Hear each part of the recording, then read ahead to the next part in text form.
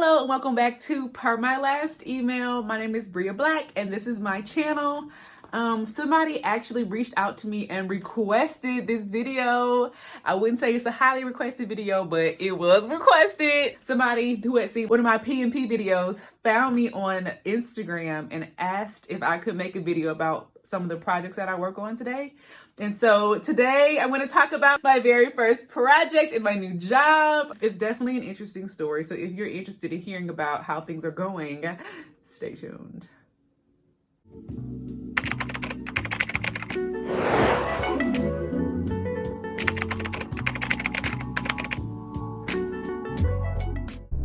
One Friday afternoon, I got an email from my manager. And she sent an email copying myself, her direct reports, who are my peers, who are all directors, and some of her peers who are also VPs. She put us all in a message and she said, "Hey guys, we have this serious problem. Customers keep complaining. We need to figure out what's wrong. Bob, can you look at the systems and see if there's any systems issues? Joe, can you put together a focus group and see if the frontline employees are complaining? Susan, can you look at the data to see if there's any trends? And Bria, I want you to pull a group together and get this problem figured out. This is a high priority for me. I want it fixed ASAP." I read the email like 2 or 3 times. Mind you, this is Friday, 11 in the morning on a Friday. Directors and VPs copied. But the projects that I've managed before have been regular people, not any managers, not any supervisors. So I was kind of unsure about what to do. I'm not going to say kind of unsure. I was completely unsure about what to do. Number one, the problem that she talks about, I have no idea what that is. 2, I've never worked with managers and directors before. So I don't know how to pull it. Like, do they like emails? Do they like meetings? Like, you know, their schedules are crazy. And it's Friday. Nobody wants to meet on a Friday. And number 3, when she says ASAP, does she mean like ASAP or like Monday ASAP? Like as soon as possible? Like what does that mean? So I'm just completely at a loss. And so, like I said in my last video, I've been meeting with a lot of my peers and different people in the organization just to get to know them. And there's this one guy that started maybe 3 months before I did. And when I met with him a few weeks back, he's like, you know, I'm new. I know how it feels. If you ever need anything, let me know. When people say, whenever you need anything, let me know, I always say, you said it, not me. So if I start emailing you like crazy, just know that you said that I could. So I sent him an IM and I'm like, hey, do you have 5 minutes to chat? I have a few questions about the email that we just got. Do you have time? He was like, oh yeah, sure. Just give me a call. And I'm like, hey, I don't know what to do. Can you help me? I don't know. I've never really worked with directors and above before. Do y'all like meetings? Do y'all like emails? When she says ASAP, does that mean ASAP? But it's like, I don't, help. He's like, oh, just set up a 30-minute meeting on our calendars this afternoon and we should pull it together. I'm like, okay. He's like all casual, like this is not a big deal. This is my life. I'm scared to death. So I'm like, okay, so I start trying to figure out how to get, 10 people on a meeting in 3 hours on a Friday with directors and above who all have crazy schedules. So I just picked the time. And it was what it was. And so I have administrative assistants IMing me like, hey, I saw the meeting that you put on our VP's calendar. Does he have to make this meeting? We have a time conflict. And I was like, I don't know. All I know is that my manager told me that we need to have a meeting ASAP. I don't know what ASAP means. I'm just telling you what she said. And so the administrative assistants were like, oh, been there, done that. I know what that means. He'll be at your meeting. I freed up some time on his schedule. So I'm like, oh my God, is this like a big deal? Like, is this, people are like clearing their schedules to meet for my meeting? I'm like, oh my God. So time is winding down. My meeting's getting closer and closer. And I'm hyperventilated. Here come imposter syndrome, like, girl, who do you think you are? Like, you cannot be meeting with these people. Like, you are not even a real project manager. Who are you lying to? Imposter syndrome was low-key beating me up and bullying me, but I was like, I have no other choice. The meeting is in 2 hours. I have to just make this happen.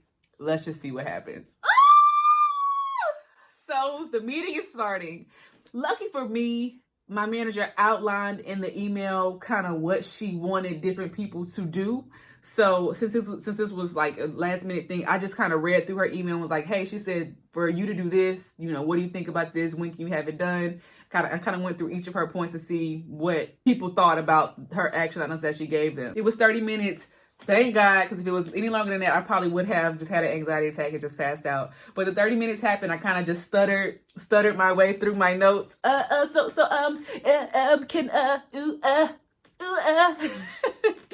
The meeting was over. I tried to take some notes.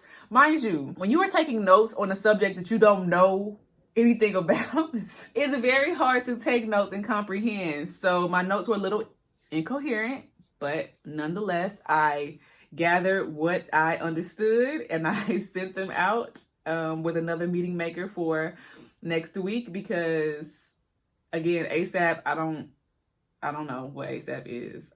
My plan for the next week was just to follow up on what the people said at the first meeting. I don't know what else to say as far as action items go. I'm like, whatever we talked about last week, we'll just talk about it again this week with updates. When I was job shadowing a project manager before I got into this role, I was job shadowing a senior project manager, and I was telling him, yeah, I'm going to take the PMP. I want to be a project manager. He was like, studying for the PMP is great. It's a great certification to have, but just know that once you take that exam, when you go to do real project management, you're not going to use any of that stuff.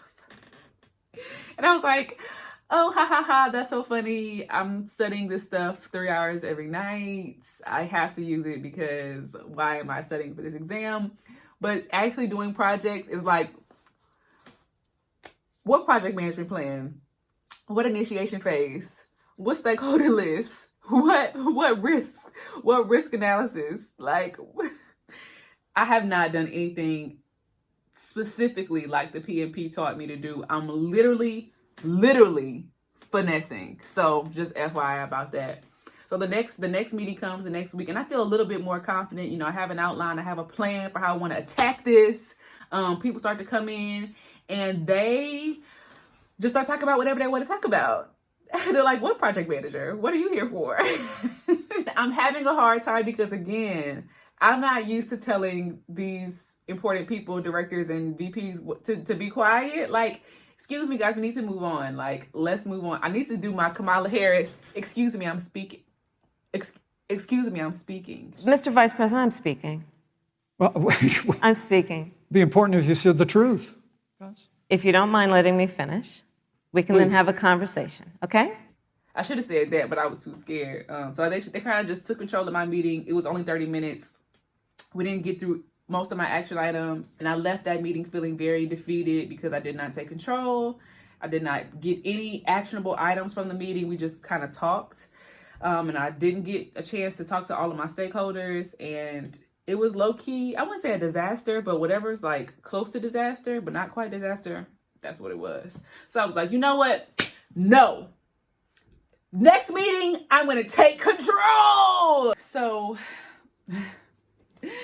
I have the meeting, and mind you, this is going on week 2. She said ASAP, it's going on week 2. I still don't have anything done. We're just meeting and talking. So I'm getting kind of discouraged. The meeting started, I set this meeting for an hour instead of 30 minutes.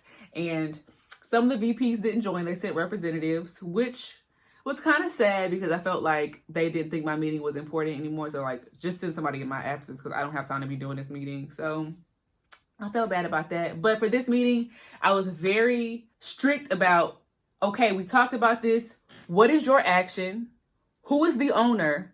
And what is your ECD? Everybody pretty much had a chance to talk. And I had a list of action items with owners and ECDs. And I said, okay, before we leave this meeting today, y'all look at this list and tell me if you think that it's good. Should I add anything? Should anything be changed? And we all kind of agreed on next steps. And so I felt really, really good about that last meeting. I sent out the meeting notes. So from that last meeting, we've been just kind of working on the action items, and we're going to meet back with the larger group once we have a more, I guess, tangible process that's being made. So after that meeting, I think that's something that I've learned and I'm trying to do more and more of, and just get consistent feedback. I would hate to think that everything's going great and people are secretly like, this project sucks. Or even me thinking that it sucks and people like, yes, it's going really well. So I try to ask for feedback a lot. And so I reached out to one of my peers who had been on a call who seems very like he's not playing, like he just tells the truth. So I reached out to him and I was like, hey, you know, you've been on all of the calls. How do you think they've been going? I'm looking for feedback. I'm trying to improve.